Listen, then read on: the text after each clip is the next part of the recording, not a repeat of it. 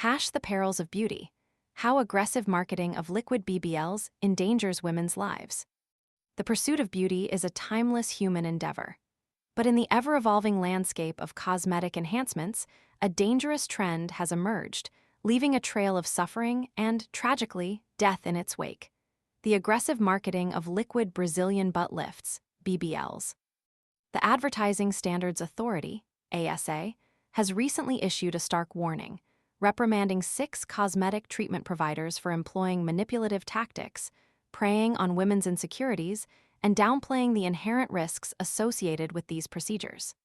This isn't simply a matter of misleading advertising. It's a critical public health issue demanding immediate attention. The ASA's investigation, triggered by a flood of concerning advertisements, revealed a pattern of unethical practices.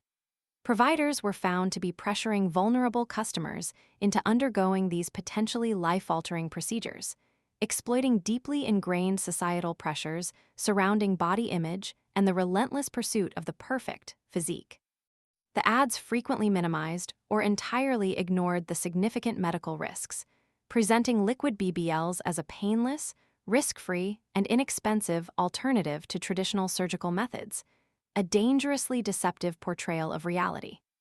One provider, NKD Medical, defended its practices by highlighting its registration with the Care Quality Commission and the involvement of qualified doctors in its doctor-based lift, DBL, procedure. They claimed the DBL, described as a double butt lift involving filler injections, fundamentally differed from the traditional liquid BBL and prioritized patient safety.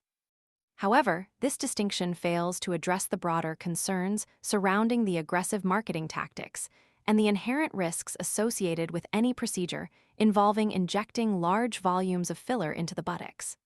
The potential for complications, including devastating infections and even death, remains undeniable.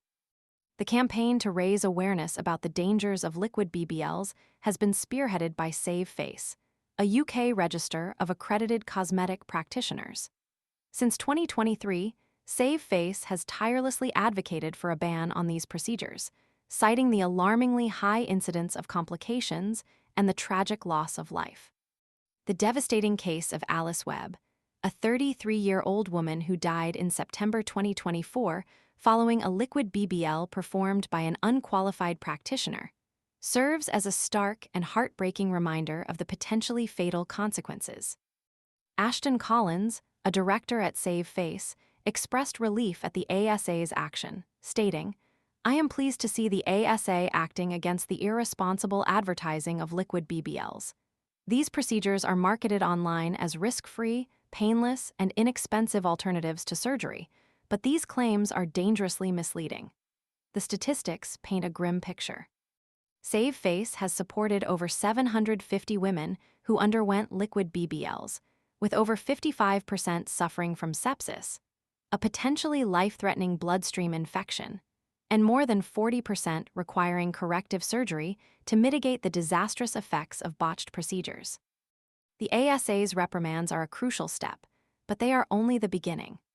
The fight against the irresponsible marketing and the inherent dangers of liquid BBLs requires a multi-pronged approach. This includes stricter regulation of the cosmetic industry, increased public awareness campaigns highlighting the potential risks and complications, and a concerted effort to combat the pervasive societal pressures that drive individuals to seek these potentially dangerous enhancements. Women deserve to make informed decisions about their bodies, free from the manipulative tactics of unscrupulous providers and the unrealistic expectations perpetuated by misleading advertisements. The tragic consequences of neglecting this issue are far too significant to ignore. We must act now to protect women's lives and ensure that the pursuit of beauty does not come at the cost of their health and well-being. The ASA's action is a vital first step, but a much broader and more sustained effort is needed to tackle this critical public health crisis. The lives of countless women depend on it. The fight for safer cosmetic practices must continue.